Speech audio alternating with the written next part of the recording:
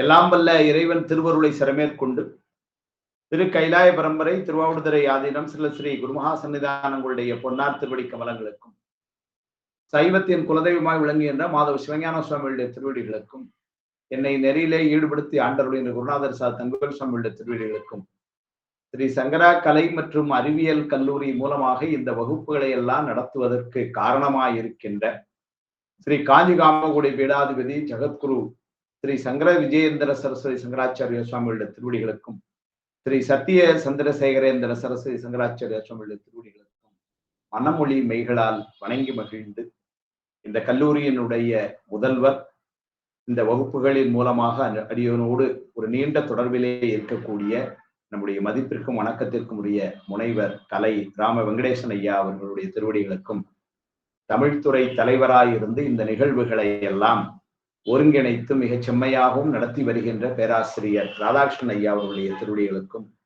என்னுடைய நண்பர் பேராசிரியர் தெய்வசியாமணியுடைய திருவடிகளுக்கும் கலந்து சிறப்பிக்கின்ற பெரியோர்கள் முன்னமே கிட்டத்தட்ட 4 ஆண்டுகளுக்கு முன்னமே இருந்து இந்த வகுப்புகளில் என்னோடு பயணிக்கின்ற அன்பர்கள், புதியனவா வந்திருக்கின்ற அன்பர்கள், மேலும் கல்லூரியிலே முதுகலை தமிழ் பயிலுகின்ற மாணவர்கள், இவ்வாறு பல வகையிலுமாக இங்கு வந்திருக்கக்கூடிய அன்பர்கள் அனைவரது திருவடிகளுக்கும் எனது அன்பான பணிவான வணக்கங்களை தெரிவித்து மொழிகின்றேன். இந்த சைவ சித்தாந்த கல்வி நம்முடைய சங்கரா கலை மற்றும் அறிவியல் கல்லூரியின் மூலமாக இந்த தொகுப்பு ஏற்கனவே பொதுத்தாள் என்ற வகையிலே அடிப்படை செய்திகளை எல்லாம் சிந்திக்கின்ற அளவிலே ஒரு தாள் என்றும், சிவஞான சித்தியார் தனியாகவும் திருக்களிற்றுப்படியார் தனியாகவும் சிறப்பு தாள்களாக நடைபெற்று இப்பொழுது அந்த வரிசையிலே திரு உந்தியாரும் திரு இருபதும் என்ற 2 நூல்களை ஒரு தனி தாளாக நாம் இங்கு அமைத்திருக்கிறார்கள். இன்றிலிருந்து துவங்கி வெள்ளிக்கிழமை தோறுமாக கிட்டத்தட்ட ஒரு 15 வகுப்புகள் இந்த 2 சாத்திர நூல்களையும் நாம் சிந்திக்க இருக்கின்றோம். நம்முடைய பேராசிரியர் ராதாகிருஷ்ணன் ஐயா சொன்னது போல திருவுந்தியாரை பயிலும் முன்னர் நம்மை அதற்கு தகுதிப்படுத்தும் விதமாக திருக்களிற்றுப்படியார் சிந்தனையை எங்களுடைய போற்றுதலுக்குரிய பேராசிரியர் முருகப்பன் ஐயா அவர்கள் நடத்தி சென்றிருக்கிறார்கள். அதற்கு முன்னால் பல பகுதிகளை எங்களுடைய வணக்கத்திற்குரிய பேராசிரியர் பாலராமாயணன் ஐயா அவர்கள் நடத்தி சென்றிருக்கிறார்கள். அந்த வகையிலே தொடர்ந்து இப்பொழுது திரு உந்தியாரை நாம் முதலிலே துவங்கி சில வகுப்புகள் திரு உந்தியாரை சிந்தித்து அதன் பின்னர் 20 தொடர்ந்து சிந்திப்போம். இப்படிதான் நாம் அமைக்க இருக்கின்றோம். கிட்டத்தட்ட 1.5 மணி நேரம் இந்த வகுப்பு என்கின்ற அளவிலே ஒரு 15 வகுப்புகள் என்று சொன்னால் என்னுடைய திட்டம் அநேகமாக ஒரு 6 அல்லது 7 வகுப்புகள் திரு உந்தியாரும் பின்னர் ஒரு 7 அல்லது 8 வகுப்புகள் அநேகமாக 20 என்று எடுத்துச் செல்லப்படும். சைவ சித்தாந்தத்தை, அந்த தத்துவத்தை முறையாக ஏற்கனவே பயின்றவர்கள், இப்பொழுது இதற்கு முன்னால் இந்த அறிமுக தாள்களை எல்லாம் பயின்றவர்கள், உங்கள் எல்லோருக்கும் தெரியும். இந்த 2 நூல்களுமே ரொம்ப நுட்பமான நூல்கள். பொதுவாக சைவ சித்தாந்தத்தினுடைய அடிப்படை என்று பயிலுகின்ற எல்லா பல்கலைக்கழகங்கள், கல்லூரிகள் அல்லது திருமணங்கள், அங்கெல்லாம் எப்படி பாடங்கள் அமைய பெற்று இருக்கும் என்று சொன்னால் உண்மை விளக்கம், திருவருள் பயன், சிவஞான போதம் என்று அமைத்திருப்பார்கள். இந்த திருவுந்தியார் இந்த 20 என்ற நூலெல்லாம் 14 சாத்திரங்களிலே அந்த பெயரளவிலே இருக்குமே ஒழிய அதை ஒரு தனியாக எடுத்து முழுமையாக அதை ஒரு பாடமாக நடத்தக்கூடிய ஒரு பெரிய சிறப்பு நம்முடைய சங்கரா கல்லூரி அதை எடுத்து செய்கிறது. அது ஒரு மிகவும் சிறப்புக்குரிய ஒன்று. அந்த நிலையிலே அதற்கான முடிவு எடுத்த இந்த பெரியவர்கள், கல்லூரி முதல்வர், பேராசிரியர் பெருமக்கள் எல்லோருக்கும் என்னுடைய அன்பையும் வணக்கத்தையும் நான் முதலிலே சொல்லி மகிழ்கிறேன். ஏனென்று சொன்னால் 14 சாத்திரங்களையும் பயில வேண்டும். அதுதான் சைவ சித்தாந்தம் கற்கின்ற ஒரு வாய்ப்பு, ஒரு முறைமை. சித்தாந்தத்தை முறையாக பயிலுகின்ற ஒரு கால அமைப்பு முன்னால் எப்படி இருந்தது என்று சொன்னால் 14 சாத்திரங்களையும் குருநாதரோடு தங்கி இருந்து குருகுல வாசமாக இதை 12 ஆண்டுகள் பயில வேண்டும் என்ற ஒரு மரபு இருந்திருக்கிறது. 14 சாத்திரங்களையும் பயிலக்கூடிய வகுப்புகள் அமைப்பு எப்படி என்று சொன்னால், வாரம் ஒரு வகுப்பு, அது வருஷத்துல ஒரு 40 அப்படிலாம் இல்ல. குருநாதருடைய இல்லத்திலேயே தங்கி அவருக்கு பணி செய்து கொண்டு குருகுல வாசமாக 12 ஆண்டுகள் இருந்து சாத்திரங்களை பயில வேண்டும் என்று ஒரு அமைப்பு. அவ்வாறு படித்துட்டா எல்லாம் தெரிஞ்சிருமான்னு இல்லை. அப்படியெல்லாம் படிப்பது நூல் வழியாக பயிலுகின்ற அறிவு ஆற்றல் மட்டுமே. அதன் பின்னர் அனுபூதி என்பது அது குருநாதராய் ஞானாசிரியனாய் சுவாமி எழுந்தருளி தர வேண்டியது என்று கொண்டு நிறுத்தினார். ஆனால் அப்படி ஒரு நுட்பமாக அமைய பெற்றிருக்கின்ற நம்முடைய சாத்திரங்களை எல்லாம் ஒரு அறிமுகமாவது ஒருவருக்கொருவர் தெரிந்து கொண்டிருக்க வேண்டும் என்கின்ற அளவிலே தான் இப்பொழுது இதெல்லாம் நாம் எடுத்து செல்லுகின்றோம். அந்த வகையிலே திருக்களிற்றுப்படியார் சிந்தனையை தொடர்ந்து இப்பொழுது நாம் திரு உந்தியார் சிந்தனையை எடுக்கின்றோம். இந்த திருவுந்தியாரும் இந்த திருக்களிற்றுப்படியாரும் இரட்டை நூல்கள் என்று சொல்கின்ற அளவிலே இரண்டும் இணைந்தே இருக்கக்கூடிய ஒரு நூல். திருவுந்தியார் என்பது சூத்திரம் என்று சொன்னால், திருக்களிற்றுப்படியார் அதற்கு ஏற்பட்ட ஒரு பாடியம் அல்லது விரிவுரை என்று சொல்லலாம். 45 கலித்தாலிசைகளாலே சொல்லப்பட்ட இந்த திருவுந்தியாருக்கு 100 வெண்பாக்களிலே அங்கு உரை அமைந்தது போல எடுத்துக்கொள்ளலாம். உரையாக இந்த திருவுந்தியாரினுடைய உரை திருக்களிற்றுப்படியார் என்று சொல்வது மரபல்ல. ஆனால் இதனுடைய ஏன் என்று சொன்னால், இந்த திருவுந்தியாரை அருளி செய்த திருவியலூர் உய்யவந்த தேவநாயனாரிடம் பாடம் கேட்ட ஆளுடைய நாயனாரிடம் பாடம் கேட்டவர் திருக்கடவுர் உய்யவந்த தேவநாயனார் ஆதலாலே எப்போதுமே குருநாதனுடைய தாக்கம் மாணாக்கரிடத்திலே இருக்கும். ஆனால் ஆளுடைய தேவநாயனாருடைய தாக்கம் திருக்கடவுர் உய்யவந்த தேவநாயனாரிடம் இருக்கிறது என்று சொன்னால், அவர் எங்கிருந்து பெற்று அதை பெற்று வருகிறார் என்று சொன்னால், திருவியலூர் உய்யவந்த தேவநாயனார், அதாவது திருவுந்தியாருடைய ஆசிரியர். அதனால இந்த நூலுடைய ஆசிரியருடைய சந்தானம் எப்படி இருக்கிறது என்று சொன்னால், திருவியலூர் உய்யவந்த தேவநாயனார் திரு உந்தியாரை அருளி செய்ய அவருடைய மாணவராக ஆளுடைய தேவநாயனார் வர, அந்த ஆளுடைய தேவநாயனாருடைய மாணாக்கராக திருக்கடவுர் உய்யவந்த தேவநாயனார் வர, அவர் இன்னொரு மாணவருக்கு அதை உபதேசம் செய்தார் என்று இந்த சந்தானம் சொல்லப்பட்டிருக்கிறது. அதனால இந்த ஆசிரியர் கடவுர் உய்யவந்த தேவநாயனார் திருக்களிற்றுப்படியார்ல சொன்னதெல்லாம் எங்கிருந்து வந்தது என்று சொன்னால், அது ஆளுடைய தேவநாயனார் இருந்து, ஆளுடைய தேவநாயனாருக்கு எங்க இருந்து வந்தது என்று சொன்னால், திருவுந்தியார் ஆசிரியர் திருவியலூர் உய்யவந்த தேவநாயனார் வந்தது. அதனால அந்த செய்தி வந்த பரம்பரை அப்படி இருப்பதனாலையும், இந்த 45 பாடல்கள் ரொம்ப நுட்பமாக அமைந்திருப்பதனாலே அதை விரிவாக சொல்லுகின்ற ஒரு வகையிலே 100 பாடல்களாகவும் அந்த நூல் அமைந்திருந்தது. அதை இப்ப எல்லாரும் கிட்டத்தட்ட ஒரு 2-3 மாதங்களாக நாம் அதை படித்திருக்கிறோம். ஆனால பின்னாலே வந்த ஆசிரியர்கள் என்ன செய்தார்கள் என்று சொன்னால், உரையாசிரியர்கள் இந்த திருவுந்தியார் நூலோடு இந்த திருக்களிற்றுப்படியார் நூலை இந்த பாடலுக்கு இந்த பாடல் இணையான பாடல், இந்த பாடலுக்கு இந்த பாடல் தொடர்புடைய பாடல் என்று ஒரு வரிசைப்படுத்தினார்கள். அந்த வகையிலே உதாரணத்துக்கு சொல்லணும்னா, திருவுந்தியார்ல இருக்கிற 1ஆம் நம்பர் பாடலுக்குத்தான் திருக்களிற்றுப்படியார்ல 1, 2, 3, 4, 5 பாடல்கள் அதற்கு இணையானது, அதற்கு தொடர்புடையது என்று காட்டினார். திருவுந்தியார்ல இருக்கிற 2வது பாடலுக்கு அங்கு 6, 7 அந்த பாடல்கள் தொடர்புடையது என்று சொல்லி ஒரு அட்டவணையை அமைத்து தந்திருக்கிறார்கள் உரையாசிரியர். ஒரு நூல் பயிலுகிறோம் என்று சொன்னால் நூல் ஆசிரியரை தெரிய வேண்டும். திருவியலூர் உய்யவந்த தேவநாயனார் என்கின்ற பெரியவரை பற்றிய பெரிய வரலாற்று குறிப்புகள் நமக்கு ஒன்றும் கிடைக்கவில்லை. ஊர் திருவியலூர் என்று தெரிகிறது. திருவியலூர் என்பது ஞானசம்பந்தர் பாடல் பெற்றது. அந்த திருவியலூரை சேர்ந்த அவருடைய பெயர் உய்யவந்த தேவநாயனார், இவ்வளவுதான் செய்தி கிடைச்சது. அதுக்கு மேல பெரிய அமைப்பெல்லாம் தெரியல. உய்யவந்த தேவநாயனார் யாரிடம் பாடம் பயின்றார்கள் தெரியல. இந்த நூல் செய்த காலம் குறித்திருக்கிறார்கள். 1147 என்று ஒரு குறிப்பு. அப்படின்னா 12ஆம் நூற்றாண்டிலே எழுதப்பட்ட நூல் என்று தெரிகிறது. இந்த திருவுந்தியாருக்கும் திருக்களிற்றுப்படியாருக்கும் ஒரு சிறப்பு, சைவ சித்தாந்த சாத்திரங்களிலே மணிமுடி நூலாக சொல்லப்படுகின்ற சிவஞான போதத்திற்கும் காலத்தால் முற்பட்ட நூல்கள் இந்த 2. அதற்கு முன்னமே சாத்திர நூல்கள் இருந்திருக்கின்றன, ஞானாமிர்தம் போன்ற நூல்கள் இருந்திருக்கின்றன. ஏனோ தெரியவில்லை, அவை மெய்கண்ட சாத்திரத்திலே ஒன்றாக அமையப்பெறவில்லை. மெய்கண்ட சாத்திரங்கள் 14 நூல்களிலே முதலாக வந்த நூல் எது என்று சொன்னால் இந்த திருவுந்தியார் காலத்தால். இதன் பின்னர் கிட்டத்தட்ட 30 ஆண்டுகள் கழித்து திருக்களிற்றுப்படியார் 1177 இருக்கலாம் என்று குறித்திருக்கிறார். அதிலிருந்து கிட்டத்தட்ட 60 ஆண்டுகள் கழித்து 1234 சிவஞான போதம் வந்தது என்று சொல்கிறார்.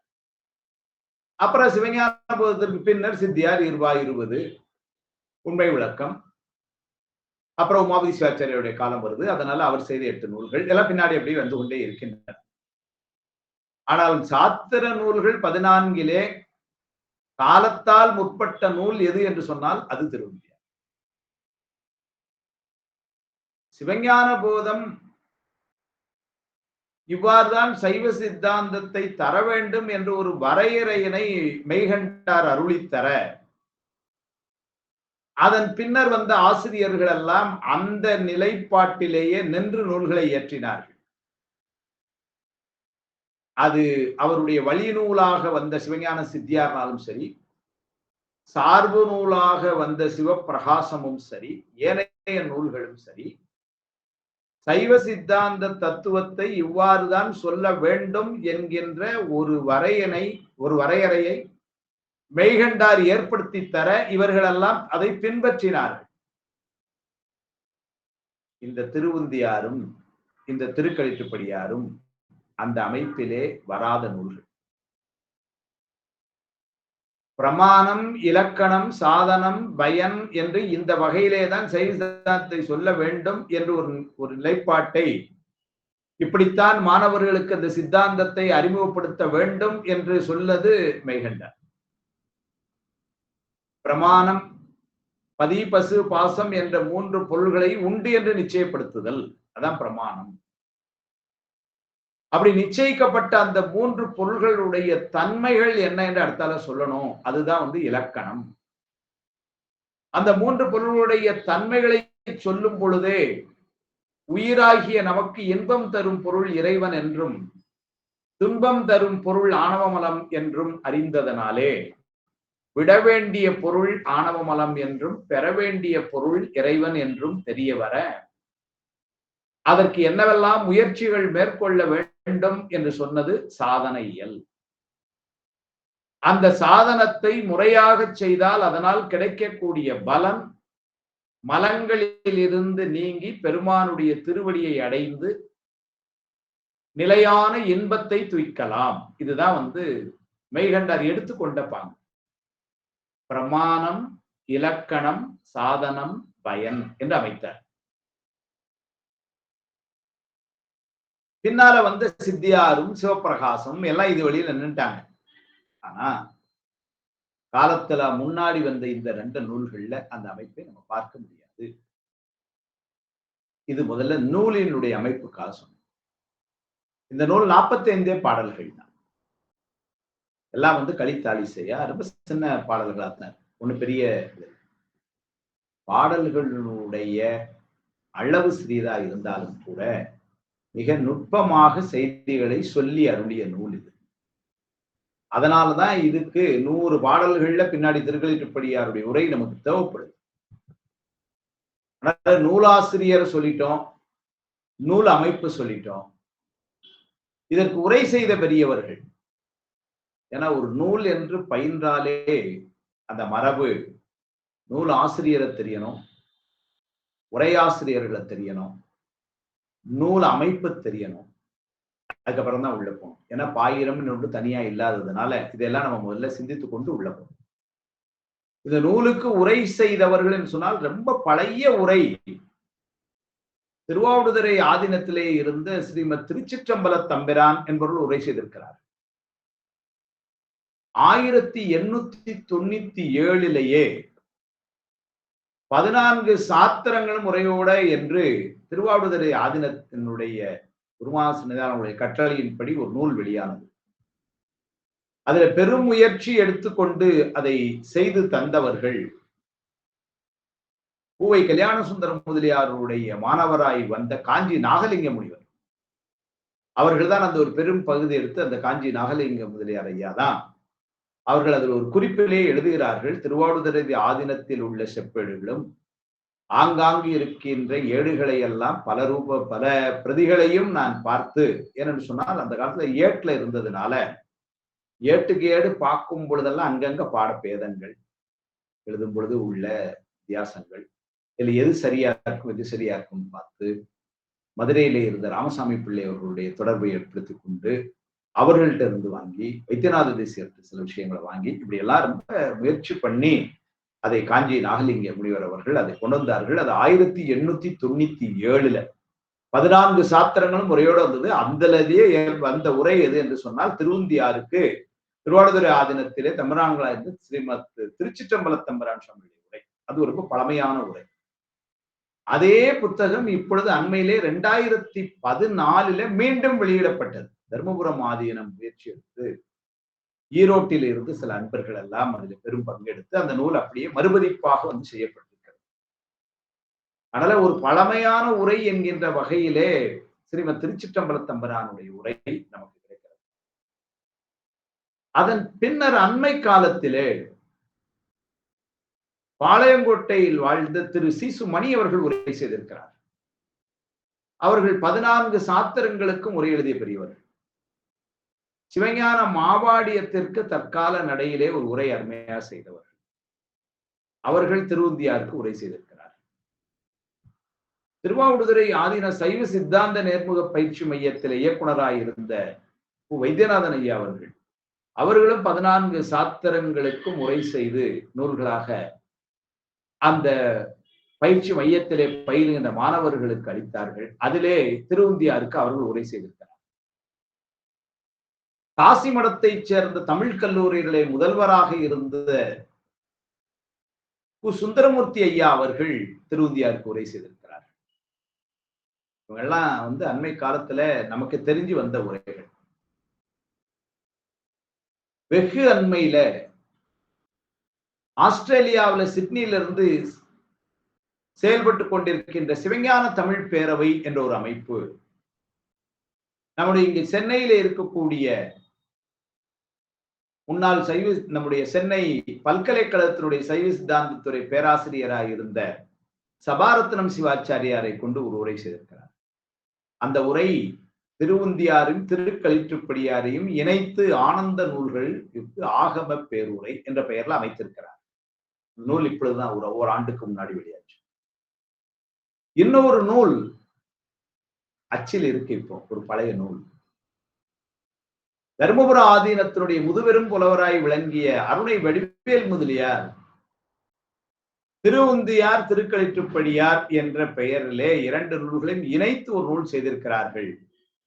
பொதோ அவர்கள் செய்து வந்த உரை அது இப்பொழுது அச்சில் இருக்கிறது, விரைவிலே வெளிவர இருக்கிறது. அப்ப இன்னும் பல உரையாசிரியர்கள் இருக்கலாம், நமக்கு தெரியாமல் இருக்கலாம். அந்த உரையாசிரியர்களை எல்லாம் இப்பொழுது நினைந்து போற்றி வணங்குகிறோம். என்று சொன்னால் மூல நூல் ஆசிரியருடைய உள்ள கிடக்கை என்ன என்பதனை நாமெல்லாம் புரியுமாறு எடுத்து தரக்கூடிய பெரிய கருணை பெருக்கு இந்த உரையாசிரியர்களுக்கு. அதனால அந்த உரையாசிரியர்களை எல்லாம் இப்பொழுது நாம் நினைந்து போற்றி, இன்னும் கூட பல உரையாசிரியர்கள் இருக்கலாம், அடியே 2 அளவிலே சொல்லியிருக்கிறேன். அதனால் அந்த உரையாசிரியர்களை எல்லாம் இப்பொழுது வணங்கி நூலினுடைய அமைப்பு 45 பாடல்கள் என்று சொல்லிட்டோம். இந்த நூல் சிறப்பு அதிகாரம் என்பதை முன்வைத்து பேசக்கூடிய ஒரு நூல். அதனால இந்த நூலை சொல்லும் பொழுதே ஒரு பெரிய சில ஆசிரியர்கள் எப்படி சொல்வார்கள், இது ஆனந்த நூல் என்று சொல்வார்கள். திருக்களிற்றுப்படியாரையும் திருவுந்தியாரையும் இணைத்து சொல்லும் பொழுது ஆனந்த நூல்கள் என்று சொன்னார்.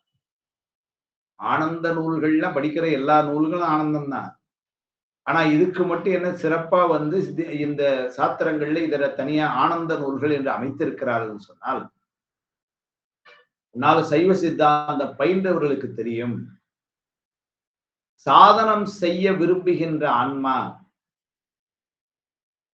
எதிலிருந்து துவங்கி அந்த பெருமானுடைய திருவருளை பெற்று அவனுடைய திருவடியை சென்று அடைகிறது என்று சொன்னால், அதை 10 படிநிலைகளாக வைத்தார்கள். அதற்கு தசகாரியம் என்று பெயர். துகளறுபோதம் என்ற நூல் அதை மிக விரிவாக வைத்து 30 படிநிலைகள் என்று சொன்னார்கள். சிவஞான போதம் ரொம்ப நுட்பமாக வைத்து 2 படிநிலை, பாச நீக்கம் சிவப்பேறு என்று சொல்லி. சிவப்பிரகாசம் சாத்திரம் பின்னால பையில இருக்கிறோம், அது 3 என்று சொல்லிச்சு. உண்மை நெறி விளக்கம் என்கின்ற சாத்திரம் 10 வைத்தது. 30 நாளும் ரொம்ப விரிவா போது முடியல, 3, 2 நாளும் ரொம்ப நுட்பமா இருக்கு, புரியல. அதனால 10 எல்லாம் எடுத்துக்கிட்டாங்க. அதுக்கு தசகாரியம்னு பேர். அந்த தசகாரியத்துல கடைசியில இந்த உயிரானது இறைவனுடைய வியாபகத்துக்கு உள்ளடங்கி நமக்கென்று ஒரு செயல் என்றும் இல்லை, எல்லாம் பெருமான் தருகிறான் என்பதனை உணர்ந்து அவனுடைய வியாபகத்திற்குள் தன்னுடைய செயல் எதுவும் இல்லாமல் அடங்கி நிற்கும் நிலை, அதற்கு அருள் நிலை என்று பெயர். தசகாரிய சொற்கள்ல சொல்ல போனா அதற்கு சிவயோகம் என்று பெயர். அது 9வது நிலை. 10வது நிலை என்ன என்று சொன்னால், பெருமானுடைய திருவடிக்குள் அடங்கி நின்று, அடங்கி நிற்றல், அவ்வளவுதான் 9வது. 10 அடங்கி நின்று அவன் தருகின்ற அந்த இன்பத்தை துய்த்தல். அந்த இன்பத்தை துய்த்தல் என்பதுதான் ஆனந்த நிலை என்று எழுதினார். சிவஞான போத சூத்திரத்தை சொல்லும் பொழுதே 10ஆம் சூத்திரத்தை சொல்லும் பொழுது அருள் நிலை என்றும் 11ஆம் சூத்திரத்தை சொல்லும் பொழுது ஆனந்த நிலை என்றும் வைத்தார். அவனே தானே ஆகி அன்னரி ஏகனாகி இறைவனி நிற்க, ஏகனாகி இறைவனி நிற்க, மலம் மாயை தன்னோடு வல்வினை என்றே. இது அருள்நிலை. அப்படின்னா ஏகனாகி, எப்படி இப்போ இந்த பிறவிக்குட்பட்ட இந்த காலத்திலே, இப்பொழுதெல்லாம் பிறவிக்கு உட்பட்ட நிலையில நம்ம இருக்கிறோம், இதற்கு பெத்த நிலைன்னு பேர். இந்த பெத்த நிலையில சுவாமி நம்ம கூட இருக்கிறானா? இருக்கிறான். ஆனா எப்படி இருக்கிறான்னா, எல்லாம் நம்ம செய்யறதா நினைச்சு நம்ம செஞ்சுக்கிட்டு இருக்கிறோம். நம்ம செய்யறதுக்கு எல்லாத்துக்கும் உதவியும் பண்ணிட்டு, ஆனா அவன் எப்படி இருக்கிறான்னாரு, பின்னாடி தெரியாம அமைதியா இருக்கிறான். நாளை முக்தி நிலை நம்ம போனதுக்கு அப்புறம் இப்படியே அந்த நிலையை மாறி எப்படியாவது போனாரு, அவன் முன்னாடி நின்று அந்த இன்பத்தை தரப்போறான், நாம அந்த இன்பத்தை பேசாம அனுபவித்து. அப்ப பெத்த நிலையிலே நாம முன்னாடி நிக்க சுவாமி நம்ம கூட இருந்து துணையா இருக்கிறான். முக்தி நிலையில சுவாமி முன்னாடி நின்று தரப்போறான், நாம அது பேசாம அடங்கி நின்று அதை அனுபவிக்க போறோம். அப்ப முதல்ல அவ்வாறு நின்று அடங்கி நிற்றல், அது சிவயோகம், யோகம் என்றும், அந்த ஆனந்தத்தை நாம் அனுபவித்தல் சிவபோகம் என்று சொல்லப்பட்டது. இதான் அந்த 10 நிலையில கடைசியா. அப்ப 10ஆம் சூத்திரத்துல சிவஞான போதத்துல முதல்ல அருள் நிலை, அவனே தானே ஆகிய அந்நெறி ஏகனாகி நிற்க. ஏகனாகி நிற்பதில்ல, இறைவனி நிற்க. அப்ப இறைவனி என்று சொன்னால் செய்யக்கூடிய செயல்கள் எல்லாம் சுவாமி செய்கிறான் என்று அந்த நிலையில நிற்றல். அப்படி நின்னா என்ன ஆகும்னாரு, அஞ்ஞான கண்மம் பிரவேசியா ஆகலான்னு எழுதினார் மெய்கண்டார். அந்த நிலையில எல்லாம் இறைவன் செயல் என்று நின்னா என்ன ஆகும்னாரு, நமக்குன்னு புதியனவாக வினை எதுவும் வராது. அஞ்ஞான கண்மம் பிரவேசியா ஆகலான் அப்படின்னு எழுதினார். இது 10ஆம் சூத்திரத்துல. 11ஆம் சூத்திரத்துல சொல்லும் பொழுது, காணும் கண்ணுக்கு காட்டும் உளம் போல காண உள்ளத்தை கண்டு காட்டலின் அயரா அன்பின் அரண்கடல் செல்லுமே. அரண்கடல் செல்லுதல், அவனுடைய திருவடியில இருந்து அந்த அன்பை நாம் நுகர்தல். அதுக்கு நாம செய்ய வேண்டியது என்னன்னாரு, அயரா அன்பு. மறக்காம என கேவல நிலையில இருந்து கூட உதவி பண்ணி கொண்டிருக்கிறான். அவன் தான் சகலத்துக்கு கூட்டிட்டு வந்தான். சகலத்துல இப்பொழுது உதவி செய்து கொண்டிருக்கிறான். இந்த சகலத்துல இருந்து நாளைக்கு சுத்த நிலைக்கு எடுத்து செல்கிறான். அங்கேயும் போய் அந்த இன்பத்தை அவன் தருகிறான். இப்படி எல்லா நேரங்களிலும் நமக்கு உதவியாக இருக்கின்ற அந்த பெருமானுடைய அன்பை நாம மறக்காம இருக்கணும். இருந்தா என்ன கிடைக்கும்னாரு, அயரா அன்பு. அப்படி இருந்தா அரண்கடல் செல்லுமே. அதான் சிவை போகம். அப்ப தசகாரியம் 10 நிலையில சொன்ன தத்துவ ரூபம், தத்துவ தரிசனம், தத்துவ சுத்தி, ஆன்ம ரூபம், ஆன்ம தரிசனம், ஆன்ம சுத்தி, சிவரூபம், சிவ தரிசனம், சிவ யோகம், சிவபோகம் 10. அந்த 10ல சிவஞான போதத்துல 11ஆம் சூத்திரத்துல சொன்ன செய்திதான் அந்த 10ஆவதா இருக்கக்கூடிய ஆனந்தம். 10 என்பது அருள்நிலை, 11 என்பது ஆனந்த நிலை. இந்த திருவுந்தியார பொதுவா எப்படி சொல்லுவாங்கன்னா, இது ஒரு ஆனந்த நூல் என்று சொன்னாங்க. அப்படின்னா பக்குவத்தால ரொம்ப உயர்ந்து நின்று பெருமானுடைய திருவடிக்குள்ளேயே அடங்கி யான் எனது என்பதையெல்லாம் முழுமையாக விடுத்து சித்தமலம் அறிவிக்கப்பட்டு சிவமாக்கி அந்த நிலையிலே இருந்து இன்பத்தை அனுபவிக்கின்ற அந்த நிலைதான் ஆனந்த நிலை. இந்த நூல் மையமா பேசுறது அந்த இடத்தான். அதனால இந்த நூலுக்கு ஆனந்த நிலை என்று பெயர். அதனால இதை யாருக்கு இதை சொல்ல முடியும் சொன்னால், அந்த ஆனந்த நிலையை பெறுவதற்கு தகுதியுடையாருக்கு இந்த நூல். ஏன்னா ரொம்ப மேலான ஒரு நூல். அதனால ஏதோ ரொம்ப புரியாதோ, நமக்கு ரொம்ப கடினமா இருக்குமா அப்படின்னு இல்லை. ஏன் அப்படின்னா உரையாசிரியர்கள் நமக்கு அருமையா அதை எளிமைப்படுத்தி தந்திருக்கிறார். ஏன்னா அந்த ஆனந்தம் என்பது எது ஆனந்தம்னாரு? பெருமானுடைய கருணை தான். நமக்கெல்லாம் பெரிய ஆனந்தம் எது என்று சொன்னால், இப்பேற்பட்ட பெருமான் நமக்கு தலைவனாக இருக்கிறான், நாம் அவனுக்கு அடிமையா இருக்கிறோம். அதுதான் பெரிய ஆனந்தம். அவனுக்கு அடிமை என்பதே ஒரு பெரிய ஆனந்தம் நமக்கு. ஏன்னா யாருக்கு அடிமையா இருக்கிறோம், அதனால அது ஒரு பெரிய ஆனந்தம். அவனும் பாரபட்சம் இல்லாமல் எல்லா உயிர்களுக்கும் அவன் தலைவனாய் இருக்கிறான். அதுதான் ஆனந்தம். அதனால அவன் இன்பத்தை நமக்கு நல்குவான். அந்த செய்தியை அடிப்படையா வைத்துதான் இந்த நூல் முதல்ல துவங்குகிறது. இது 45 பாடல்கள். முதல் பாடலே பார்த்தீங்கன்னா, அகலமாய் யாரும் அறிவரிது அப்பொருள் சகலமாய் வந்ததென்று உந்தி பெற தானாக தந்ததென்று உந்தி பெற. உந்தி பெற அப்படின்னு சொன்னா அது ஒரு வகையான மகளிர் விளையாட்டு என்று சொன்னார். தோத்திரத்திலே நல்ல தேர்ச்சி உடையவர்களுக்கு இந்த உந்தி பெற என்கின்ற இந்த அமைப்பு நன்றாகவே தெரியும். ஏனென்று சொன்னால், திருவாசகத்திலே திருவுந்தியார் என்று ஒரு அமைப்பு இருக்கிறது. ஒரு தலைப்பிலே அங்கே 20 பாடல்கள் இதே போல கலித்தாளிசைகளாக 20 பாடல்கள். வளைந்தது வில்லு விளைந்தது விளைந்தன ஊசல் உழைந்தன முப்புறம் உந்தி வர உருங்குடன் வெந்தவார் உந்தி வர என்று சொல்லி அங்க நம்ம படிச்சிருக்கிறோம். உந்தி பர உந்தி ஈயப்பற என்றெல்லாம் இலக்கணம் பார்த்து, அதனால நம்முடைய துன்பங்கள் எல்லாம் நம்மை விட்டு பறக்கட்டும், நீங்கட்டும் என்று ஒரு அமைப்பு காட்டினார். இது 2 அல்லது 3 பெண் குழந்தைகளாக சேர்ந்து விளையாடுகின்ற ஒரு வகை விளையாட்டு. அந்த விளையாட்டும் போதும் கூட அவர்கள் என்ன செய்திருக்கிறார்கள்? பெருமானுடைய புகழை பாடியிருக்கிறார்கள். அப்ப முதல்ல ஒரு குழந்தை அநேகமா பாட, இரண்டாவது அடுத்த ஒரு குழந்தை அதை தொடர்ந்து அதுக்கு தொடர்ந்து அதே செய்தியை அல்லது அதுக்கு தொடர்புடைய செய்தியை பாட, இப்படி அவர்கள் விளையாடுகின்ற காலத்தும் பாடியிருக்கிறார். திருவாசகத்தை நம்ம பயிலும் பொழுதுதான் தெரியுது. சுண்ணம் இடிக்கும் பொழுதும் பாடியிருக்கிறார்கள். அம்மானை விளையாடும் பொழுதும் பாடியிருக்கிறார்கள். வெள்ளையனம் கொட்டாமோ என்று சொல்லி விளையாட்டு அதிலையும் பாடியிருக்கிறார்கள்.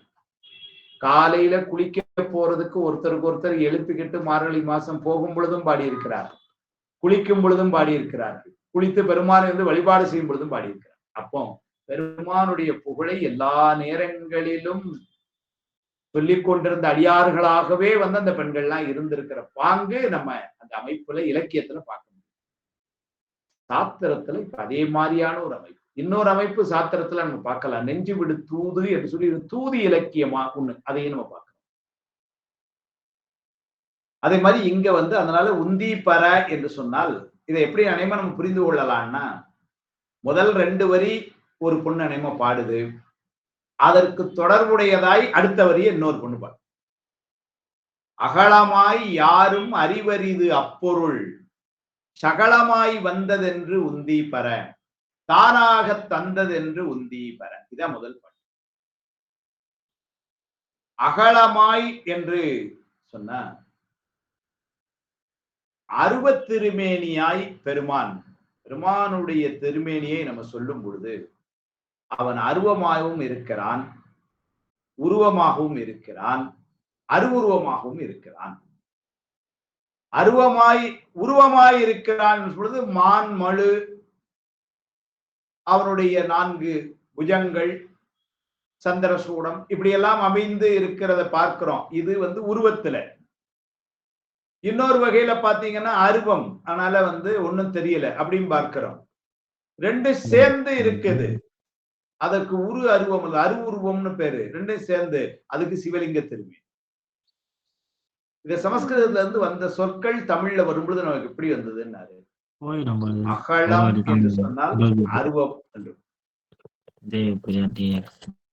தேவி பிரியாங்கிறோம், கொஞ்சம் மியூட் பண்ணிக்கங்கம்மா. அகலம் அல்லது சில இடங்கள்ல வரும் பொழுது நிஷ்களம் என்று வரும். சகலம் நிஷ்களம் இந்த 2 வார்த்தையை தெரிஞ்சுக்கணும்.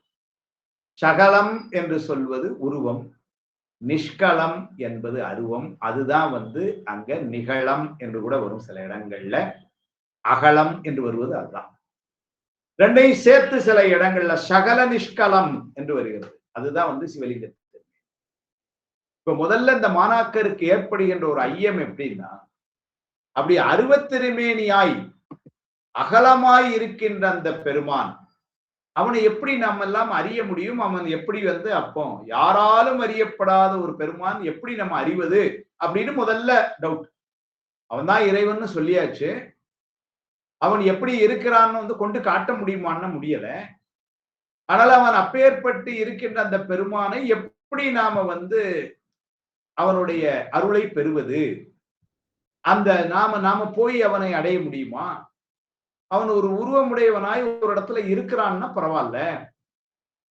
அதை முதல்ல அங்கதான் ஆரம்பிக்கிறார். அகலமாய் அப்படின்னா அந்த மாதிரி அருவாய், யாரும் அறிவறிதுன்னர். பெருமானுடைய சிறப்பு, அவனுடைய தன்மை என்ன என்று யாராலும் அறிய முடியாதுன்னர். அதனால உரையாசிரியர்கள் எழுதினாங்க, அவனை அடைந்தவர்களாலும் அவனை இன்னவென்று அறிய முடியாது. பெருமானுடைய அது அவனுடைய சிறப்பு இயல்பு. நம்முடைய அறிவினாலே பேரறிவு பொருளாய் இருக்கின்ற அந்த பெருமானுடைய சிறப்பை முழுமையாக அறிய முடியாது. நம்முடைய அறிவினால இந்த உலகத்துல இருக்கிறவங்களே நம்மளால அறிய முடியல. அப்புறம் எங்க பெருமான் நம்ம அறிய முடியும்? ரொம்ப நல்லவன் நினைச்சேன் சார் அப்படிங்கிறோம். சில நேரங்கள்ல சார் ஆரம்பத்துல இருந்தே எனக்கு அவர் மேல ஒரு சந்தேகம் தான், ஆனா அவர் ரொம்ப நல்ல டைப் சார், இப்பதான் தெரியுது எனக்கு அப்படின்னு சொல்றோம். அப்ப நம்மளால இது முடியும். எல்லா உலகமும் ஆனாய் நீயே, ஏகம்பம் மேவி இருந்தாய் நீயே, நல்லாரை நன்மை அறிவாய் நீயே, ஞானச்சுடர் விளக்காய் நின்றாய் நீயே. அப்புறம் சொல்ற நல்லாரை நன்மை அறிவாய் நீயே, அதை ஓதுவாமத்தில் பாடும்போது நீயே நல்லாரை அறிவாய் நீயே நன்மை அறிவாய். பெருமானுக்குத்தான் யார் நல்லார் எந்த நன்மை எல்லாம் தெரியும், நமக்கு என்ன தெரியல. அப்ப இந்த உலகத்துல உள்ளவர்களையே நம்மளால அறிய முடியல என்று சொன்னால் பெருமானை நம்மால் அறிய முடியுமா? இல்லை. அதனால யாரும் அறிவு அது அவனுடைய சிறப்பு. பெருமானுக்கு ரொம்ப நெருக்கமானவர் யார் சார்? பெருமானுக்கு ரொம்ப பெஸ்ட் ஃப்ரெண்டு யாரு அப்படின்னு கேட்டா, சைவத்துல இன்னைக்கு இந்த திருநீர் பூசல் நம்ம எல்லாரும் சொல்லிடுவோம், சுந்தரமூர்த்தி சொன்னார். அவங்கதான் 2 பேரும் ஒன்னா அவ்வளவு க்ளோஸ் ஃப்ரெண்ட்ஸா இருந்தாங்க அப்படின்னு சொல்றோம். இப்ப அவர்கிட்ட போய் கேக்குறாங்க, உங்க ஃப்ரெண்டு அவரை பத்தி எங்களுக்கு சொல்லுங்களேன். அவர் என்ன ஒரு வார்த்தை சொன்னார் பாருங்க, இன்ன தன்மையன் என்று அறிவொன்னா எம்மான். இதுதான் அவனுடைய தன்மை. கூடவே இருந்த சுந்தரமூர்த்தி சுவாமிகளுக்கே பெருமானை பத்தி சொல்லுங்கன்னா அவனை இன்ன குணமுடையவன் இன்ன தன்மை உடையவன் எல்லாம் சொல்ல முடியாதுங்க அப்படின்ட்டார். பொன்னும் மெய்ப்பொருளும் தருவானை, போகமும் திருவும் புணர்ப்பானை, பின்னையன் பிழையை பொறுப்பானை, பிழையலாம் தவிர பணிப்பானை, இன்ன தன்மையன் என்ற அறிவொன்னா எம்மானை. ஆனா அதே நேரத்துல அவனோட ஒரு பெரிய நல்ல குணம் என்னன்னா, எளிவந்த பிரானைனர். இன்ன தன்மையன் என்று அறிவொன்னா அப்படி ரொம்ப உயர்வுல இருக்கிறான். சரி, அப்படின்னா நம்ம எல்லாம் பக்கத்துலயே போக முடியாது விடுங்க அப்படின்னா, அவன் அவனை நோக்கி வாரான்னாரு, எளிவந்த பிரானைனர். மாணிக்கவாசகர் சொல்ற அதுபல சுவையன அமுதன அரிதற்கு அரிதன எளிதன அமரரும் அறியார். அது பழச்சுவை என சுவாமி எப்படிங்கிறத எப்படி சொல்லி கொடுத்தாங்க. அது ஒரு பழச்சுவை போல அவன்னாங்க. ஓ அப்படின்னா தான் எங்களுக்கு தெரியுமே அப்படின்னா அடுத்த வார்த்தை அமுதனன்ட்டு. அமுதம் என்பது தேவலோகத்திலே விளங்கப்படுது. நமக்கு யாருக்கும் தெரியாது. அப்ப சுவாமி அமுதனா அப்ப நம்மளால நமக்கு தெரியல. அறிதற்கு அரிதன. சுவாமி அறிந்து கொள்வது ரொம்ப கடினம். சரி அப்ப அந்த முயற்சி வேண்டாம் விட்டுருங்க, வேற வேலை பார்ப்போம் அப்படின்னா அடுத்த வார்த்தையை போட்டார் எளிதன. அவன் ரொம்ப எளிமையா வருவான் போல அப்படின்னு பார்க்கலாம்னு நினைச்சா அமரரும் அறியார்னார். இது வரைக்கும் தேவர்களுக்கே கிடைக்கலன்ட்டு. சரி இப்ப அவன் என்ன கிடைப்பான்னு சொல்றீங்களா, கிடைக்க மாட்டான் அறிய முடியுமா முடியாது கரெக்டா சொல்லுங்கன்னா அது நம்மளால சொல்ல முடியாது. இது அவன் திருவுரு. இதுதான் அவனுடைய அமைப்பு. அதுபல சுவையன அமுதன அறிதற்கு அரிதன எளிதன அமரரும் அறியார் இது அவன் துருவுரு இவன் அவன் எங்களை ஆண்டு கொண்டு இங்கு எழுந்தருளும் அது வளர்ப்பொழில் உத்தரவோசம் அங்கே உள்ளாய் திருப்பெருந்துரை மன்னா. நம்ம செய்ய வேண்டியதெல்லாம் எதியமை பணிகொடுமாறு அது கேட்போம் பெருமான் பள்ளி எழுந்தருளாய் ஏன்னு சொன்ன இந்த சிறப்பியல்பு இதைதான் சொன்னார். யாரும் அறிவு அரிது. அப்ப யாராலும் நெருங்க முடியாத அந்த பெருமான் அவன் ஆனா என்ன செய்யறான் கருணையினால் அப்பொருள் சுவாமி சகலமாய் வந்ததுன்னு. சகலமாயின உருவம் தாங்கி அவன் வடிவம் இல்லாததாய் ஒருவராலும் அறியப்படாத அருமை உடையவனாகவும் என்றும் நிலை பெற்றும் விளங்குகின்ற யாராலும் அறிய முடியாத நிலையிலே உயர்ந்து இருக்கின்ற பெருமான் கருணையினால் வடிவம் கொண்டு உருவம் தாங்கி ஆட்கொள்ள வருகிறான்.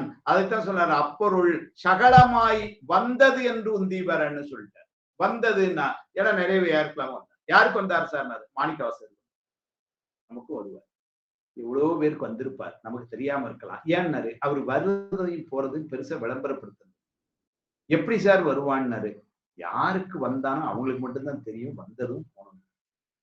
கூட இருக்கவங்களுக்கு யாரு தெரியும், பக்கத்து வீட்டுக்காரங்க கூட தெரியாது. ஏறில்லாத நீ எளியாகி வந்து ஒளிசைமானுடமாக நோக்கியம்னு தான் சொல்ற. மாறிலாத மா கருணை வெள்ளமே வந்து முந்தினின் மலர்கொள்தாளினை வேறிலா பத பரிசு பெற்றனின் மெய்மை அன்பர் உன் மெய்மை மேவினார். ஈரில்லாத நீ எளியாகி வந்து அப்படிதான் சொல்ற. ஈரில்லாத நீ அப்படின்னா முடிவே இல்லாத பெருமான் நீ எளியாகி வந்து யாருக்கும் இல்லை அப்படி வந்து ஆட்கொள். ஆனா அப்படி சகலமாய் வர்றது யாருக்கெல்லாம் தெரியல. ஆனா ஒண்ணு நமக்கு தெரியற மாதிரி பண்ணான். எங்கன்னா திருப்பெருந்துறையில பண்ணான். மாணிக்க வாசகரை ஆட்கொள்ளும் பொழுது திருப்பெருந்துறையிலே குருநாதராய் வந்து அவன் சகலமாய் வர்றது எப்படி வருவான்னாரு, குருவாய் வருவான். இதே மெய்கண்டார் சொன்னார். எங்க சொல்றாரு? 8ஆம் சூத்திரத்தில் சொன்னார். தம்முதல் குருவுமாய் தவத்தினில் உணர்த்த விட்டு அந்நியமின்மையின் அரண்கடல் செல்லுமே சூத்திரம். அப்ப தம்முதல் நம்முடைய முதல்வன் சுவாமி எப்படி வருவான்? குருவாய் வருவான். குருவே சிவமென கூறினன் நந்தி திருமண். அதனால குருநாதர்கள்லாம் யாரு? சுவாமி தான் குருநாதர்களா. சுவாமி குருநாதராய் வா. அதுதான் இங்க சகலமாய் வருது. கணக்கிலா திருக்கோலம் நீ வந்து காட்டினாய் கழுக்குன்றிலேனா அது என்ன கோலம்னாரு? குருநாதராய் வந்த கோலம். அதுதான் வந்து அங்க அவன் வந்து காட்டுகின்ற கோலம் எது அப்படின்னு சொன்னா சீலமின்றி நோன்பின்றி செறிவே இன்றி அறிவின்றி தோலின் பாவை கூட்டாட்டாய் சுழன்று விழுந்து கிடப்பேனை மாலும் காட்டி வழிகாட்டி வாரா உலக நெறியேற கோலம் காட்டி ஆண்டானை. என்ன கோலம்னாரு? குருநாதர் கோலம். அதுதான் சகலமா வருது ஆனந்த மாலையில கடைசியில சொல்ற. வாரா உலக நெறியேறனர் அப்படின்னா இதெல்லாம் வந்துட்டு வந்துட்டு போற உலகம். எத்தனை பேருக்கு இது வரைக்கும் வந்திருக்குமோ தெரியல, இன்னும் எத்தனை பேருக்கு வரப்போறமோ தெரியல. போனா திரும்ப வராத ஒரு உலகம் இருக்கு. அது என்னன்னாரு? அது சிவபெருமானுடைய திருவடி. அது முக்தி உலகம். அந்த உலகத்துக்கு போறதுக்கு சுவாமி நமக்கு வழிகாட்டுறாங்க. இந்த உலகத்துக்கு வர்றதும் அவன் தான் வழிகாட்டினான். ஏன்னா கேவல நிலையில அப்படி கிடந்த நம்மை இந்த உலகத்துக்கு நம்மளை கொண்டு வந்து இப்படி ஒரு உடம்பை கொடுத்து இந்த உலகத்தை கொடுத்து உலகத்துல நுகர்ச்சி பொருள்களை எல்லாம் கொடுத்து நாம் அனுபவிக்குமாறு நம்மளை கொண்டு வந்து சேர்த்ததே அவன் தான். நாளைக்கு இதுக்கு வழிகாட்டினவன் நாளைக்கு எதுக்கு வழிகாட்ட போறான்னாரு? இந்த வாரா போனா திரும்ப வர வேண்டாத ஒரு அது சொல்ல.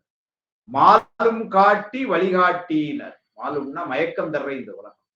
அதை காட்டி இது வர்ற வழியை காட்டி இனிமே இடத்துல எதை காட்ட போறான்? வாரா உலக நெறி ஏற. வாரா உலகம் அங்க அங்க போறதுக்கு நெறி ஏற எப்படி வந்து காட்டினாரு? கோலம் காட்டி.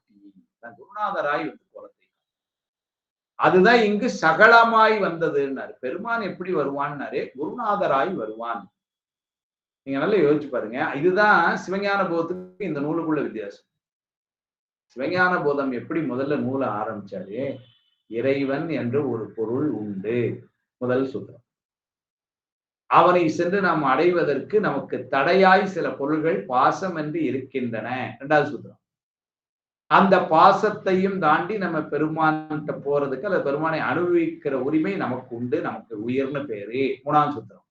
இப்படி வரிசையா எடுத்துட்டு போய் 8ஆம் சூத்திரம் வரும் பொழுதுதான் சொல்றாரு, அவன் குருநாதராய் அவனே வருவான் என்று சொல்றாரு. அதுதான் அமைப்பு. பிரமாணம், இலக்கணம், சாதனம் வரிசையா எடுத்துட்டு போனார். இங்க ஆரம்பமே எங்க இருக்குன்னா அந்த சாதனையில இருந்து ஆரம்பிக்கிறது. ஏன்னா இது அதான் நான் சொன்னேன், ரொம்ப நுட்பமான நூல், உயர்ந்த நடையில உள்ள நூல். அதனால இது வந்து சிலபஸ் வந்து காலேஜுக்கு உள்ள சிலபஸ். அதனால எங்க ஸ்கூல்ல உள்ள பாடம் எல்லாம் இங்க வாய்ப்பாடெல்லாம் கிடையாது. டைரக்டா எடுத்தோன்னா A+B² அப்படிதான் இந்த பாடம். அப்படிதான் வந்து அமைத்திருக்கு. அதனாலதான் நேர எடுத்த உடனே என்ன பண்ணா, சுவாமி குருநாதராய் வருவான், அதுக்கு வந்துட்டார் முதல்ல. சகலமாய் வந்தது என்று அப்படின்னா சாமி தான் குருநாதர். திருமுறைகள் நமக்கு நிறைய எடுத்து சொல்லிட்டு இருக்கு. அருவரத்து ஒருவன் அவனியில் வந்து குருவரனாகி நின்று அருளிய பெருமையை சிறுமை என்று இகழாது. திருவாசகம். இருக்கிற பெருமான் அருவரத்து ஒருவன். பரம்னா உயர்வு, உயரத்துல இருக்கிற நமக்காக வந்து ஆட்கொள்ளுக்கு எப்படி வாரானார்? குருநாதன் ஆய்க்கள். கந்தர்கலிவன் வாசு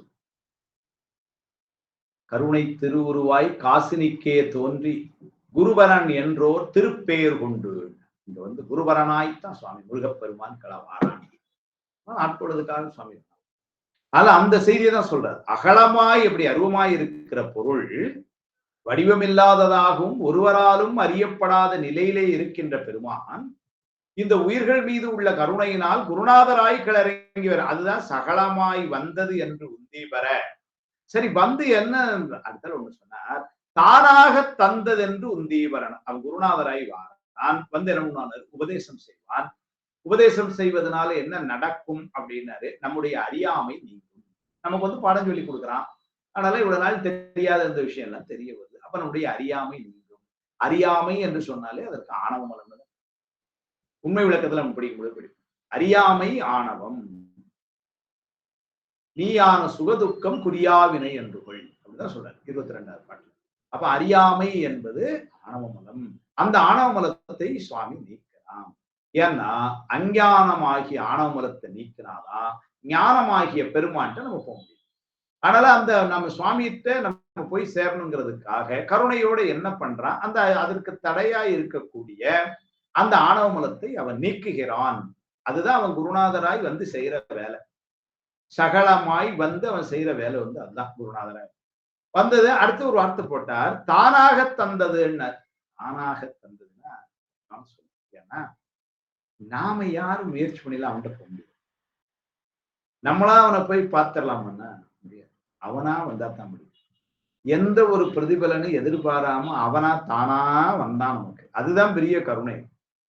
அப்பேற்பட்ட உயரத்துல இருக்கக்கூடிய பெருமான் நமக்காக கிளறங்கி வாரான்னா அது தானா வந்து தந்தான் நமக்கு. நானேயோ தவம் செய்தேன் சிவாய நம என பெற்றேன், தேனாய் என் அமுதமுமாய் தித்திக்கும் சிவபெருமான் தானே வந்து அப்படிதான் சொல்றார் திருவாசகர். தானே வந்து எனது உள்ளம் புகுந்து அப்படிதான் சொல்ற. குளத்தங்கரையில சிறுகாழியில குழந்தை அழுதுச்சு. உடனே அம்மா அப்பாவும் தானே இறங்கி வந்துட்டாங்க. யாரும் சொல்லி வந்தாங்களா? இல்லையே. ஞானசம்பந்த குழந்தை அங்க அழுதுச்சு. அழுத உடனே என்ன பண்ணாங்கன்னாரு, ஆட்கொள்றதுக்கு நேரம் 2 பேரும் வந்துட்டாங்க. தானே வந்து கல்யாணம் பண்ணி அங்க கல்யாணத்துக்கு போயிட்டார். கைலாயத்துல இருந்து வந்ததுங்கிறதெல்லாம் ஞாபகம் இல்ல சுந்தரமூர்த்தி சுவாமிகளுக்கு. ஒண்ணு பார்த்தாங்க, சரின்னாங்க, பிடிச்சது. 2 வீட்லயும் கல்யாணத்தை இவனு வச்சுட்டாங்க. புத்தூர்ல கல்யாணம். அங்க வந்து என்ன பண்ணாரு, தானே வந்துதானே வயோதிக வேதியனாய் வந்து இல்லைங்களா வந்து கல்யாணத்தை தடுத்து நிறுத்தி ஆட்கொள்றான். அப்ப என்ன அர்த்தம்? தானே வந்து திருப்பெருந்துறையில குதிரை வாங்க போறப்ப அப்படியே திருப்பெருந்துறை தாண்டி போயிருக்க வேண்டிய ஒரு மாணிக்கவாசகர், மதுரையில மந்திரி வாதவூர், அவருக்கு சுவாமி தானே வந்து அங்க வரும் பொழுது குருநாதராய் வந்து தடுத்து ஆட்கொண்டு, அப்ப இதெல்லாம் வந்து எப்படி செய்யறான்னாரு? தானே வந்து மானே நீ நென்னலை நாளை வந்து உங்களை நானே எழுப்புவன் என்றலும் நானாமே போன திசை பகராய் எண்ணம் புலர்ந்தின்றோ வானே நிலனே பிறவே அறிவறியான் தானே வந்து எம்மை தலையளித்து ஆட்கொண்டருளும் வான் வார்களல் வாடி வந்தோர்க்கு ஒரு வாய் தரவாய். திருவம்பாவை. அவ சாமி எப்படி வாரான்னாரு? தானே வந்து. அதுதான் இங்க தானாக தந்ததுன்னு திருவூர்பயன் சாத்திரம். தாமே தரும் அவரை தம் வலியினால் கருதலாமே இவனார் அதற்கு. தாமே தரும் அவரை அவனே தர இருக்கிறான். அந்தந்த பக்குவம் வரும் பொழுது ஆன்மாக்களுக்கு உதவி செய்யறதுக்கு தான் இருக்கான். அதான் அவனுடைய பெரிய கருணையே. அதுதான் ஆன்மாக்களுக்கு உதவி செய்யணும், ஆன்மாக்களுக்கு உதவி செய்யணும், ஆன்மாக்களுக்கு இந்த மலங்களிலிருந்து விடுபடுத்தணும். இதுதான் அவனுடைய நோக்கம், அவனுடைய எண்ணம், அவனுடைய செயல், அவனுடைய எல்லாமே. ஆனாலும் அவனே வரப்போறான். அதுக்கு போய் என்னுடைய முயற்சியினால் நான் பெருமானை அடைவேன் அப்படின்னு காலத்தை தூக்கணும்னு வச்சுக்கோங்க. நீ யாரா இது போடான்னு.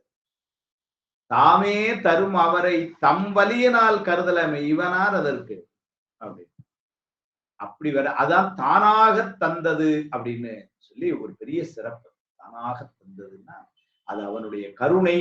அதுக்கு இன்னொன்னு என்னன்னாரு, நம்மளால முடியாது, அது அவனா தந்தாத்தான் முடியும், அவன் தந்தான் அப்படின்னு ஒரு இன்னொரு நுட்பம் அந்த பாட்டுல. தானாக தந்தது அப்படின்னா, தான் என்று சொன்னால் அவன் வேறு நாம் வேறு இல்லாத ஒரு நிலை. உண்மை விளக்கம் படிச்சவங்களுக்கு தெரியும். நல்ல மனவாசம் கடந்த மெய்கண்டாற்ற சில சந்தேகங்களாக 8 கேள்வி அமைக்கிறது. ஆறாறு தத்துவம் ஏது, ஆணவம் ஏது, அன்றையதான் மாறா வினை ஏது, மற்றவற்றின் வேறாக நான் ஏது, நீ ஏது, நாதன் நடம் அஞ்செழுத்து. அடுத்த ஒரு கேள்வி, தான் ஏது தேசிகரே சாற்று. தான் அப்படின்னா அந்த இடத்துல முக்தி இன்பம். ஏன்னா அவன் வேற நம்மளும் அவனும் ஒன்றாயிருக்க நிலைக்குதான் தான்னு பேரு. தானாய் வேறாய் உடனானிடம் வேலிமிழலையே தானாயின ஒன்றாய். நாமும் சுவாமி வெவ்வேறு இல்லாம சுவாமி அந்த அளவுக்கு நம்மோடு ஒன்றி.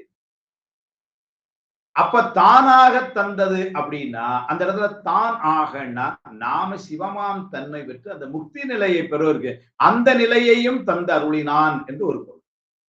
ஏன்னா எப்ப குருநாதராய் வந்து உபதேசம் பண்றானோ அதுக்கப்புறம் தான் அதை பெறதை பத்தி நம்ம யோசிக்கவே முடியும்.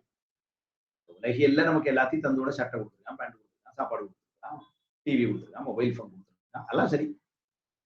இதெல்லாம் நம்ம அனுபவிச்சுக்கிட்டே வரோம். அவன் மேல ஒரு நன்றி உணர்வோடு அனுபவிச்சுட்டே இருக்கிறோம். கொஞ்சம் கொஞ்சமா இந்த பக்குவத்துல உயர உயர உயர ஒரு நாள் என்ன பண்ணிடலாம், நம்முடைய பக்குவம் உயர்ந்து இருப்பது கண்டு சுவாமி என்ன பண்ணா, இவனுக்கு இப்போ உபதேசம் பண்ணலாம் என்று சொல்லி சோபோசாரம் சொல்லுவோம். இது நாளைக்கு உள்ளே இருக்கிற பெருமான் இப்ப என்ன பண்ண, உள்ளும் புறம்பும் ஆவோம் என்று மெல்ல நரர்பையில ஆரூரம் தான்.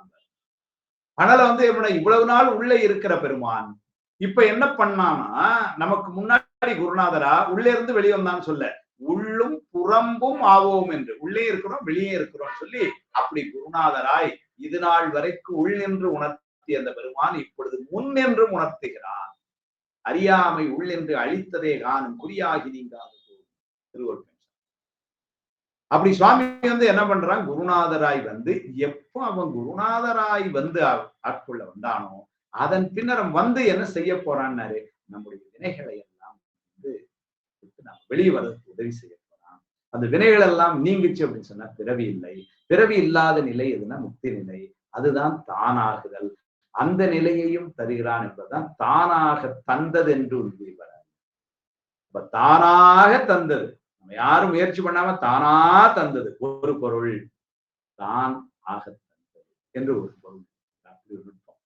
அகலமாய் யாரும் அறிவு அரிது அப்பொருள் சகலமாய் வந்ததென்று உந்தி பெற தானாக தந்ததென்று உந்தி பெற. இந்த அகலம் சகலம் அப்படிங்கிறத சொல்ல அங்கங்கு பயன்படுத்தப்பட்டிருக்கு. நமக்கு ஏதோ சாத்திரத்துலதான் இப்படி இருக்கோன்னு இல்லை.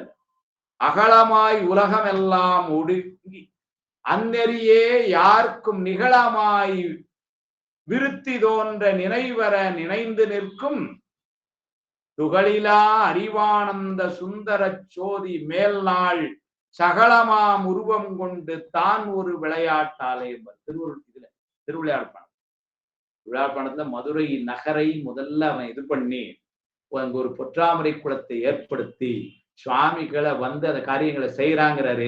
அந்த செயலை செய்யும் பொழுது என்ன சொன்னார் பாருங்க, துகளிலா அறிவானந்த சுந்தர சோதி. துகள்னா மலங்கள், அந்த துகளிலாத இயற்கையாவே பாசங்களை நீங்க அந்த பெருமான் துகளிலா அறிவானந்த சுந்தர சோதி மேனாள் முன்னாடி ஒரு நாள் சகலமாம் உருவம் கொண்டு தான் ஒரு விளையாட்டாலே, தான் ஒரு விளையாட்டுன்னு ரொம்ப எளிமையா முதல்ல மதுரை வந்து கங்கை எல்லாம் வரம் முன்னாடியே முதல்ல வைகை வந்து அவன் மூல பொற்றாமரை குளத்தை கொண்டான் திருவிழா பண்ண சொல்லு.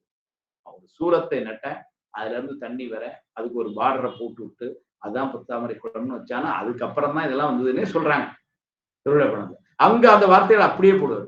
அகலமாய் உலகமெல்லாம் ஒடுக்கி அந்நெறியே யாருக்கும் நிகழமாம் விருத்தி தோன்ற நினைவர நினைந்து நிற்கும் துகளிலா அறிவானந்த சோதியா சுந்தர சோதி மேனாள் சகலமாம் உருவம் கொண்டு தான் ஒரு விளையாட்டாலே. அப்ப அகலம் சகலம் நிகழம் அந்த வார்த்தைகள் எல்லாம் திருவிளையாடல் பாணத்திலையும் பயிற்சியில் இருக்கு. சகல சிவன் என்ற ஒரு வார்த்தைய ஞான சம்பந்த தேவாரத்தில் இருக்கும். காலத்திமலை தேவாரம். இனதளவில் இவனதடி இணையும் முடி அரிதும் என இகழும் இருவர் தனது உருவம் அறிவறிய. பெருமாளும் பிரம்மனும் பெருமானுடைய அறிய முடியல.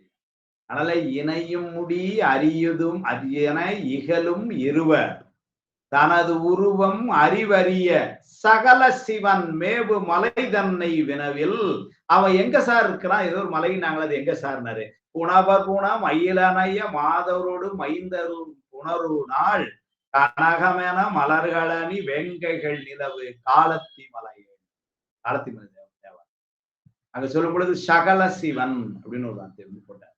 அதனால இந்த சொற்கள் எல்லாம் வந்து நமக்கு அந்த தேவாரங்கள்லாம் படிக்கும் பொழுதே வந்து தெரிஞ்சிருக்கணும். அப்ப சகலம் என்று சொன்னால் உருவமுடையவன் என்றும், நிகழம் அல்லது அகலம் என்று சொன்னால் அருவம் என்றும், நிஷ்கள சகலம் என்று சொன்னால் அவன் சகல நிஷ்களம் அப்படின்னு சொன்னால் உருவருவமாய் இருக்கிறான் என்பதனையும் அதெல்லாம் நமக்கு ஏற்கனவே தெரியும் என்று சொல்லி, அகலமாய் யாரும் அறிவறிது அப்பொருள் சகலமாய் வந்ததென்று உந்தி வர தானாக தந்ததென்று உந்தி வர என்று பெருமானுடைய மிக பெரிய கருணையத்தான் முதல் பாட்டிலே அதுதான் ஆனந்த நூல் என்று சொன்ன.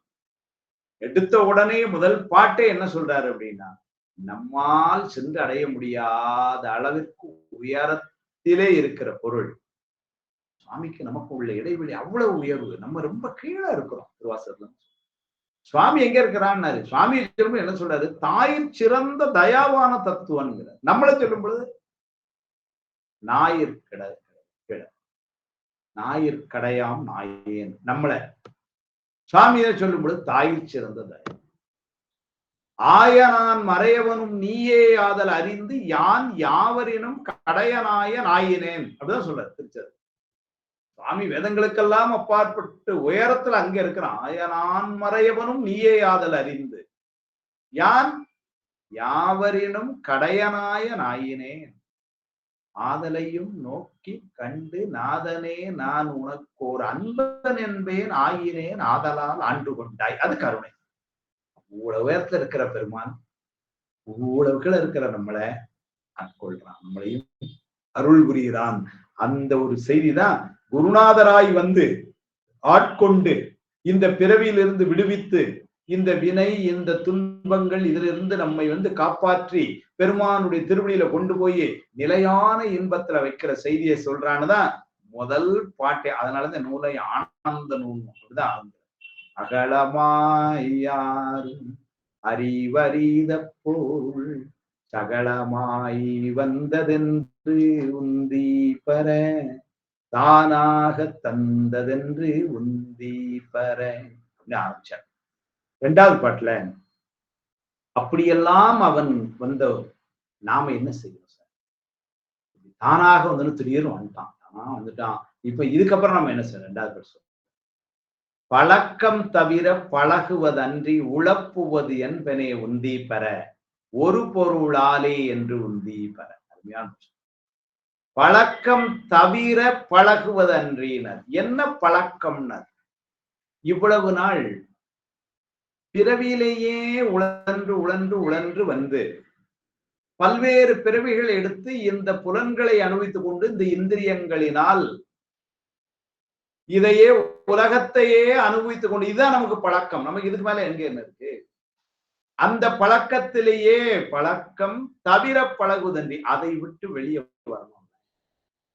பெருமான்கிட்ட சென்றடையணும். பெருமான் உபதேசம் பண்ற அளவுக்கு நம்ம வந்தோம் அப்படின்னா சுவாமி கருணையினால அப்ப நாம என்ன பண்ணணும்னாரு, இந்த உழந்து கொண்டிருக்கிற இந்த உழப்பத்தை விட்டு அதுதான் சொல்றாரு உழப்புவது என்பனேங்கிற. குருநாதராய் வந்தார். அவனே அவனுடைய திருவடியில வச்சு நிலையான இன்பத்தை தர இருக்கிறான். அப்படி வந்தனால இந்த உலக இன்பங்களை எல்லாம் இந்த இன்பம் எப்படிப்பட்ட இன்பம்னாரு, இது கொஞ்ச நேரம் இன்பமா இருக்கிற மாதிரி இருக்கும். இது நிலையான இன்பம் இல்ல. சில நேரங்கள்ல இந்த இன்பம் இன்ப மாதிரி இருந்து துன்பத்துல கொண்டு விட்டுரும். அப்படியே இன்பமா இருந்தாலும் சில நேரங்கள்ல இந்த இன்பம் ஒரு தெவிட்டுகின்ற அளவில தான் இருக்கும். ஒரு அளவுக்கு மேல இன்பத்தை தூக்க முடியாது. அப்ப இந்த இன்பம் தெவிட்டுகிற இன்பம். இந்த இன்பம் சில நேரங்கள்ல துன்பமாய் மாறிவிடும் இன்பம். அது இந்த இன்பம் காரணமே இல்லாமல் பாதியில நின்று விடும். அப்படி ஒரு இன்பம் நிலையான இன்பம் இல்லை. இந்த தகுதியெல்லாம் எதுவும் இல்லாத இன்பம் அவன் தர இன்பம் தானாக தந்ததுன்னு அவன் திருவடியில போய் இருக்கிற இன்பம் அது நிலையான இன்பம், தெவிட்டாத இன்பம், துன்பம் தராத இன்பம். அந்த இன்பத்தையே அவன் தாரேன்னு சொன்னா இந்த உலகத்தெல்லாம் விட்டுட்டு போயிட வேண்டாம். ஆனா நம்ம எப்படி இருக்கிறோம்னாரு, போகாம இங்க எல்லாம் சரி சார், காலையில காஃபி குடிக்க கூடாதுங்கிறாங்க, அதுதான் என்னால விட முடியல, நீங்க எப்படி சுத்திட்டு இருக்கிறோம் சொல்ல. பழக்கம் தவிர பழகுவதன்றி. என்ன பழக்கம்னாரு, இந்த உலகத்துல இந்த உலகில் இன்பங்களே சிறப்பா இருக்குன்னு சொல்லி பழகணும். இதுவே நமக்கு ரொம்ப நல்லா இருக்குன்னு சொல்லி இப்படியே பழகிட்டோம். அதனால இந்த பழக்கத்தை விட்டு நம்மளால நீங்க முடியும்.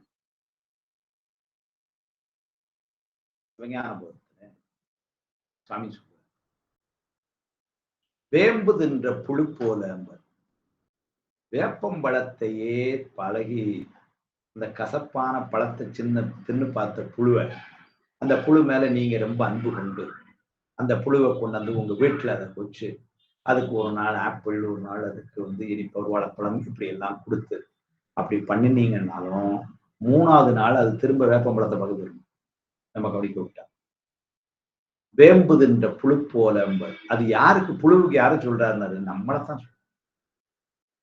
பெருமானுடைய அந்த உயர்ந்த இன்பம் கிடைச்சாலும் நம்ம நோக்கம் எங்க இருக்குன்னாரு, இதையே சாப்பிட்டு பழகுனால இங்கே போறதுக்கு சார்ந்து நிக்குதுங்கிறாரு. அதுதான் இங்க சொன்னாரு, பழக்கம் தவிர பழகுவது அன்றி உழப்புவது என்பனேனர். உழப்புவது அப்படின்னா அது அருமையான ஒரு வாய்ப்பு கிடைத்த உடனே கூட அந்த வாய்ப்பை பயன்படுத்தாம இங்கே இருக்கலாம்னு உழப்பிக்கிட்டு இருந்தா என்ன அர்த்தம்? உழப்புவது என்பனேனர். பெண்ணே பெண்ணே என்பது பெண்ணேனாச்சு. ஏன் பெண்ணேன்னு சொல்றாங்கன்னா 2-3 காரணம் இருக்கு. ஒண்ணு, இவங்க பெண்கள் விளையாடி கொண்டிருக்கிறார்கள், அதனால ஒரு அர்த்தம். ஒரு பெண் இன்னொரு பெண்ட என் பெண்ணே இப்படி இருக்கிறாய் என்று ஒரு பொருள். இன்னொரு பொருள் பேதாய் அப்படிங்கிறது, என்னமா தெரியாம இருக்கிற அப்படின்னு ஒரு பொருள், அது பெண்ணே. இன்னொரு பொருள் அதான் ரொம்ப நுட்பம். பெண் என்று உயிரை பெண் என்று சொல்வது வழக்கம் சாஸ்திரத்துல. ஆன்மாக்களை பெண் என்று சொல்லுவதும் ஒரு வழக்கம். ஆண் பெண் உருவம் என்பது இங்க உடல்ல வந்ததுதான், அதனால உயிருக்கு அது கிடையாது. பிறவிக்கு இங்க வரக்கூடிய இந்த உயிருக்கும் சரி, திருநாடி முக்திக்கு போற உயிருக்கும் சரி, இந்த ஆண் பெண் என்கின்ற உருவ வேறுபாடெல்லாம் அங்க ஒண்ணும் கிடையாது. சுவாமிக்கு முன்னாடி அதெல்லாம் ஒண்ணும் கிடையாது. ஆனால் என்னன்னா, இலக்கியத்துல பெண்ணை இந்த உயிரை சொல்லும் பொழுது பெண் என்று சொல்லுகின்ற ஒரு அமைப்பு உண்டு. இருவர் மடந்தையருக்கு என்பயன் என்புண்டாம் ஒருவன் ஒருத்தி ஒரு பெண். திருவள்ளுவர் இருவர் மடந்தையருக்கு, அங்க இருவர் மடந்தையருங்கிறது ஒண்ணு பெருமானுடைய அருள் சக்தி, அது பெண்ணாக உருவயிற்று. இன்னொன்னு அந்த உயிர். 2 பெண்கள் சேர்றதுல என்ன இன்பம் உண்டு? ஒருவன் ஒருத்தி உரியன் அப்படின்னு சொன்னா சிவத்தோடு உயிர் சேரணும், அதுதான் இன்பம். அப்ப அருள் சிவத்தோடு கொண்டு சேர்க்கும். ஆனா நிலையா நம்ம அடைய வேண்டியது சிவத்தோட தான் அப்படிங்கிறதுக்கு எடுத்துட்டு வர. அப்ப இருவர் அப்படிங்கிறது இடத்துல 2ங்கிறது ஒண்ணு அருள் சக்தி, இன்னொன்னு யாருன்னாரு ஆன்மா, உயிர் என்கின்ற பெண். அதனால அதுக்கு ஒரு காரணம். ஏன் சார் பெண்ணோட உருவிக்கணும்? அதுக்கு ஒரு காரணம் எழுதுன. உயிரினுடைய தன்மை தனித்து இயங்க. நம்முடைய சமுதாய அமைப்பிலையும் இப்ப காலம் மாறிட்டு வருது. அப்ப இருந்தெல்லாம் பெண் என்பது ஒரு ஆண் துணையை சார்ந்தே இருக்கும். குழந்தையா இருக்கின்ற காலத்துல அப்பா, மனமான காலத்து பின்னால ஒருவேளை குழந்தைகள் அல்ல, அதெல்லாம் நீங்கினதுக்கு அப்புறம் சொன்னா இப்படி யாரோ ஒருத்தரை சார்ந்தே இருக்கிற ஒரு அமைப்பு தான், தனித்து இருப்பதா இல்லை. தென்ன வெண்ணகையாய் முன்வந்து எதிரெழுந்து என் அத்தன் ஆனந்தன் அமுதன் என்று தித்திக்க பேசுவாய். பெண்ணு சொல்லுது, எப்படி சொல்லுது பாருங்க, இறைவனை என் அத்தன் எங்க அப்பா, ஆனந்தன் மணாளன், அமுதன் ஆத்லையும் கூட இருக்கு. இப்படி பெருமானை சொல்லுதுன்னா என்ன அர்த்தம்னா, அந்த பெண்ணை சொல்லல, இந்த உயிருக்கு இப்படி எல்லா நேரங்களிலும் துணையாயிருக்கின்ற இறைவன் என்பது பொருள். அதைத்தான் இங்க சொல்லும் பொழுது, அப்போ இறைவன் அந்த உயிர் தன் ஒரு பெண்ணாக உருவம் செய்து, அதனால என் பெண்ணே என்பது இந்த உயிரை பார்த்து சொல்லுது போல. பழக்கம் தவிர பழகுவது அன்றி உழப்புவது என் பெண்ணே, ஏன் ஆன்மா உயிரே ஏன் இப்படி இருக்கிறார் சொல்லி அதுக்கு ஒரு சொன்னார், ஒரு பொருளாலே என்று உந்தி வரான். அப்படின்னா அதை விட்டு நீ இந்த உலகெல்லாம் விட்டு வெளியே வரணும். வெளியே வர்றதை நீ எப்படி செய்ய முடியும்னாரு, ஒரு பொருளால் தான் அது முடியும். அப்படின்னா ஒரு பொருள்ங்கிறது இந்த இடத்துல சில உரையாசிரியர்கள் அது பெருமானால் என்று எழுதினார். யாரால நம்ம இந்த உலகில் இன்பங்கள் அப்படின்னா, இந்த உலகில் இன்பத்தை விடணும் சொல்லிட்டோம். விடணும்னு சொல்லிட்டா உடனே இன்னைக்கு நைட்டே நம்ம விட்டுற முடியுதா? அப்படிலாம் ஒண்ணும் இல்லை. ஆனா விடுறதுக்கு யார் துணை நிற்பான்னாரு, அந்த ஒரு பொருள் சுவாமிதான் துணை. மாறி நின்று என்னை மயக்கிடும் வஞ்ச புலனைந்தின் வழியடை தமுதே ஊறி நின்றென்னுள் எழுபரஞ்சோதி உள்ளவா காண வந்த அருளாயின. திருவாசகம். மாறி நின்று என்னை மயக்கிடும் வஞ்ச புலன், இந்த மெய்வாய் கண்மூக்கு செவினால வரக்கூடிய அந்த புலன்கள், அந்த அஞ்சும் என்ன பண்ணுதுன்னாரு, மாறி நின்று என்னை மயக்கும். மயக்கி என்ன பண்ணுது, இந்த உலகில் இன்பத்துக்குள்ள கொண்டு தள்ளுது. அந்த உலகில் இன்பங்கள் எல்லாம் எனக்கு நிலையான இன்பங்கள் இல்லை என்று நான் நூல்ல படிச்சிருக்கிறேன். அதையெல்லாம் இன்பம் தருவது போல துன்பம் தந்துவிடும் என்று நான் இங்க கேட்டிருக்கிறேன். ஆனாலும் இந்த புலன் என்ன சொல்லுது, இன்னைக்கு ஒரு நாள் அந்த ஸ்வீட் சாப்பிடலாம் அப்படின்னு, இன்னைக்கு ஒரு நாள் அது அப்படின்னா அந்த கேட்கலாம் அப்படின்னு நம்மளை கொண்டு தள்ளுது இந்த புலன்கள். அதைத்தான் சொல்றாரு. அப்ப அதை யாரால அடைக்க முடியும்னாரு, சுவாமியால முடியும். அதான் சொல்றாரு, மாறி நின்று என்னை மயக்கிடும் வஞ்ச புலனைந்தின் வழி அடைத்து